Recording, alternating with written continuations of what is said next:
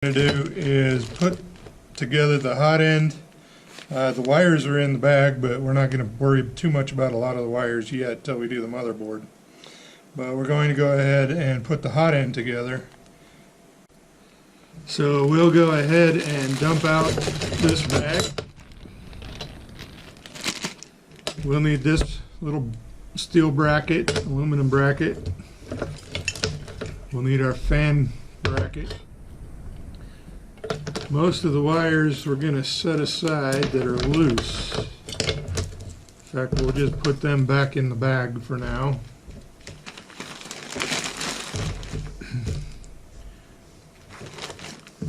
This is the hot end, and it does have some wires attached to it, so we'll need that. This is our PTFE tube. We'll use that a little bit later. For right now, we'll just set it inside the bag to keep it out of the way. And then we'll need our bag of screws and small parts. I'm going to go ahead and dump that out as well.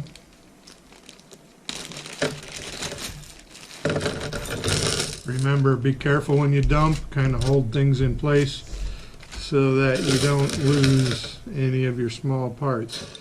Some of these little teeny ones, like those lock washers, are pretty hard to find if you drop them on the carpet. Alright, the first thing we'll do then is put together our roller for our hot end. It'll be the x-axis. So we'll need to go ahead and start grouping our parts similar to how we've done in the past. Get our V-groove pulleys, our spacers, the long bolts that are going to hold those in place. Some of these smaller pieces I'll set aside for now. We'll need these lock nuts for those, and we'll need this one washer that goes in conjunction with our cam lock adjuster. I'm going to go ahead and just kind of group these other screws though. As I see, there's some patterns here. So I'm going to put all the little black screws here next to each other. I'm going to find all these that are the same lengths, and those hopefully will help me get everything in order for putting things together later. I know that little plastic adapter goes on the fan, which goes with the little black screws. So we're going to start with our little bracket. You know, it's got kind of an L shape. We need the little tangs on the bracket to point away from you. We'll go ahead and take one of the long bolts and put through one of the top holes. We have two top holes and then our big hole where the cam lock adjuster goes. So we'll go ahead and put in one bolt, our spacer, then one of our V-groove wheels, and then our lock nut. And we'll go ahead and just snug that. That'll just get it started. And we'll do it again for the other top one. So I'm just tilting it forward so you can see it. One long bolt, smooth spacer, V-groove bearing, and then our lock nut again. Now all these wheels need to point on the same side, meaning this wheel goes that way, and this bottom one goes that way. So we're going to go ahead and put our long bolt through the bottom hole. It's way too big, but don't worry about that. Then we'll go ahead and put our cam lock. That's what's going to go inside the hole and make the bolt fit. Then we'll go ahead and do our V-groove pulley, then our washer, and then our last nut. Alright, that way I know where all my parts go, all my pieces, and I go ahead and start tightening these up. So I'll get my wrench and hold the nut on this side, and my Allen's wrench on the other side. We'll go ahead and spin those to make sure that they will be nice and snug. Go ahead and snug it up and then test the pulley, make sure the pulley spins. It should. If it doesn't, then something might have bound up. You might want to fix before you continue. Go ahead and tighten the next one.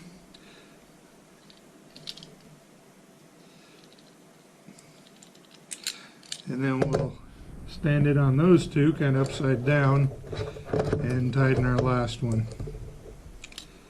Now this is kind of wiggly.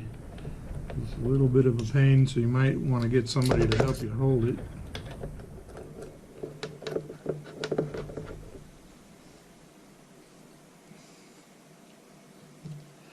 And we're just snugging that one down a little because, again, that's our adjustable one.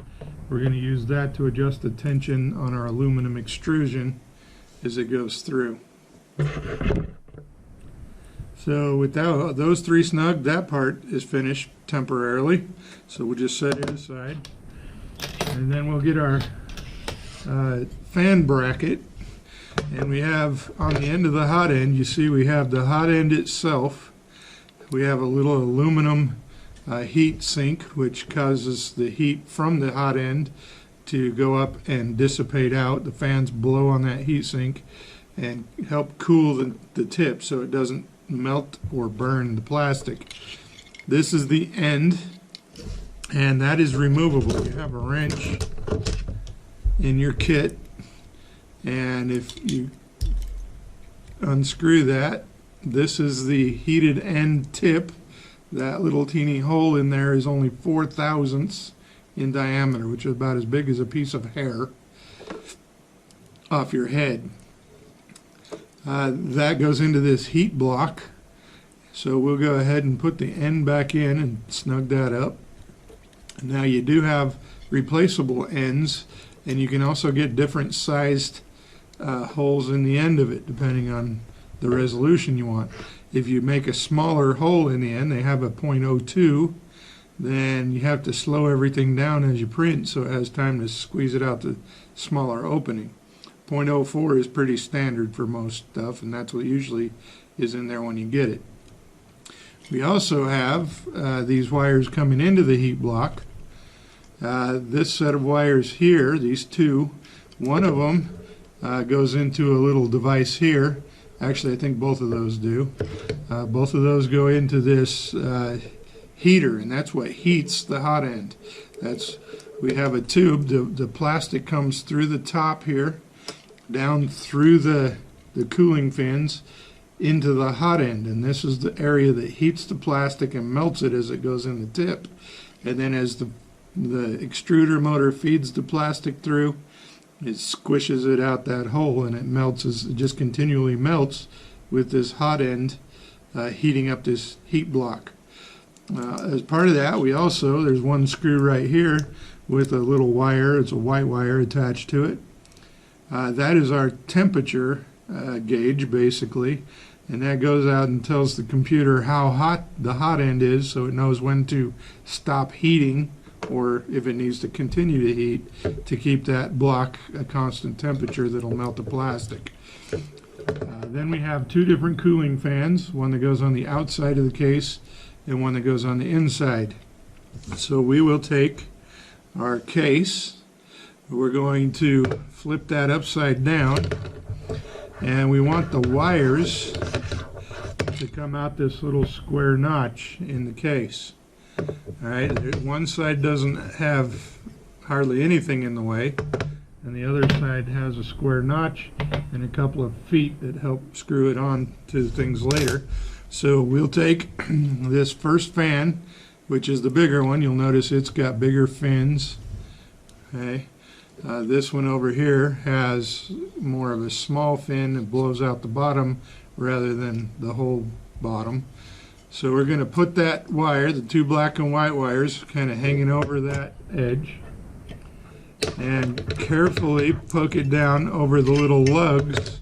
You see, I don't know if you'll be able to see that, but we have some little lugs sticking up from the bottom of this case, 4 of them, that fit in the holes on this fan. So we want to get that started down in there, line those up over the top of the holes, and then push it down in place, and that'll kind of hold there while we get our screws. Now we see that we have 2 screws left, 2 really long screws,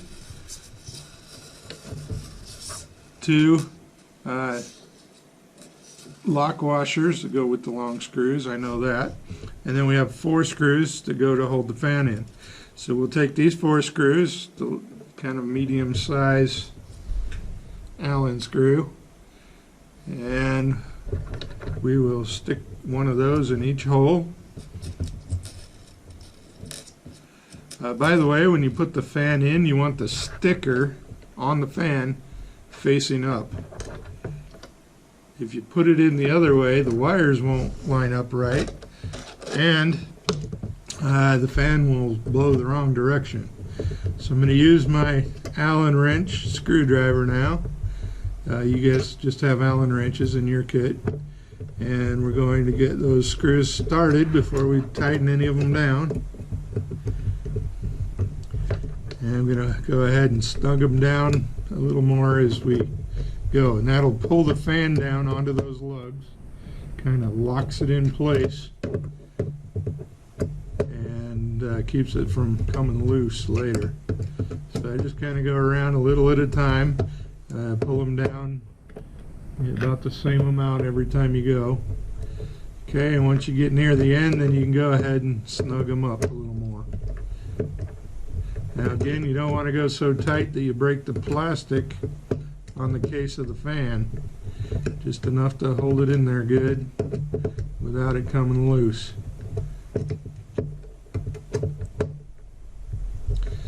Something like that. Then we need to take that little tray that we had before, that little roller that we put the wheels on earlier, and we're going to mount our hot end to the 2 lugs opposite of the wheels. So the wheels point this way. We're going to flip it upside down. These 2 lugs are what we're going to screw the hot end to. So we're going to take our hot end, and we want our heat block facing up with this upside down. We're going to set that heat block right over those 2 lugs. Well, we need to put the lock washer on top of our longer screw, and I'm just going to stand that there while I do the other one.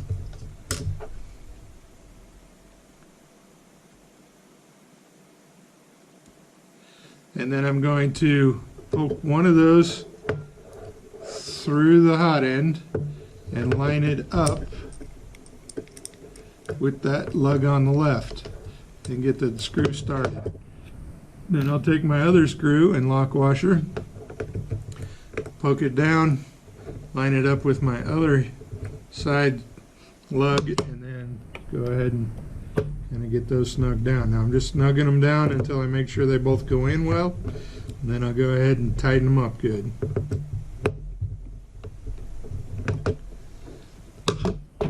Then I'm going to take my hot end, or not my hot end, my fan, and I'm going to kind of flip things around so that these wires go on the inside of the case, and my 2 bolt holes on the fan case line up over here and over here. I'm going to go ahead and tighten that down. So I take one of my small thicker screws that I have left, get my screwdriver, and I'm going to put that on, put it in the hole, and then kind of slide that over until it goes in that hole. Get it started a ways. Then I take my other big silver screw, poke it in the other hole, try to turn this so you can see it, get that started. Go ahead, and once I get them both started good like that, I'll snug them down nice and tight.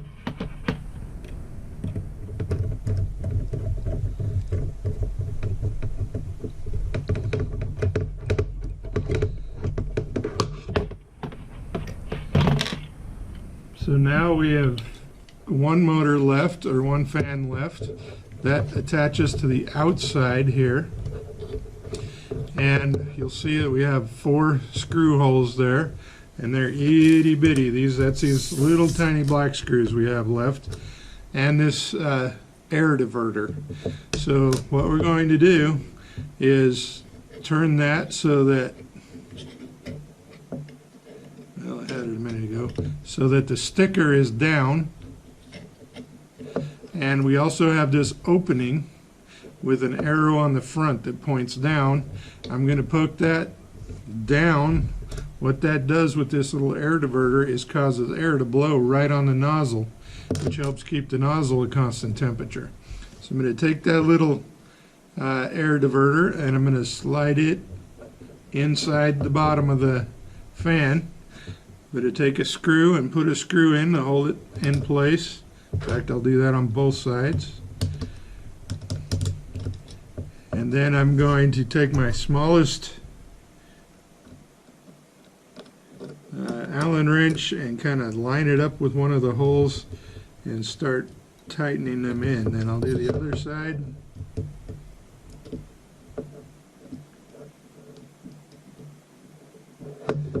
And then I'll put my other two in the top holes. Another two screws. Now make sure that you don't pinch one of your wires underneath the fan. Make sure it goes around the edge of the fan. I kind of like to hold everything down and over while I get things started here again. Might have to, there we go, now it's going.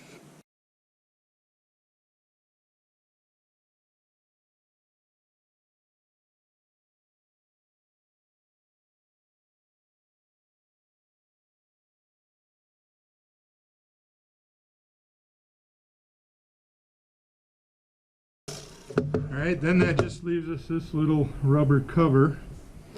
That's an insulator that goes over the end of our hot end, over our heated end, so that it can help keep the temperature without blowing too much of the heat off. So just snap that on over the top, push it down, and that'll help protect it so that it just heats that area. Alright, with that we're finished with the hot end. So we'll go ahead and actually we got one more thing, sorry. We're going to take our PTFT tube. This is the tube that the filament goes down through and carries it to the hot end. So we're going to take that tube, and on the top we have kind of a special connector you have to push down. It's got a little bit of spring pressure. So we'll push that down, put the long straight end of our tube into the top, and push it down as far as it'll go without kinking it like I just did.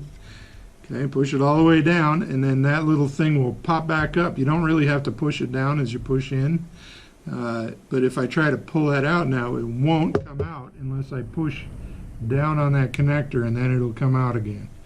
So we'll go ahead and push that all the way down. That goes clear down through the heated end all the way down almost to the tip. It goes to the top of the tip's threads. All right, then to keep that kind of out of our way, we're going to use a couple of zip ties and zip tie that to our wire harness. So I'll take this set of zip ties that we got from Harbor Freight.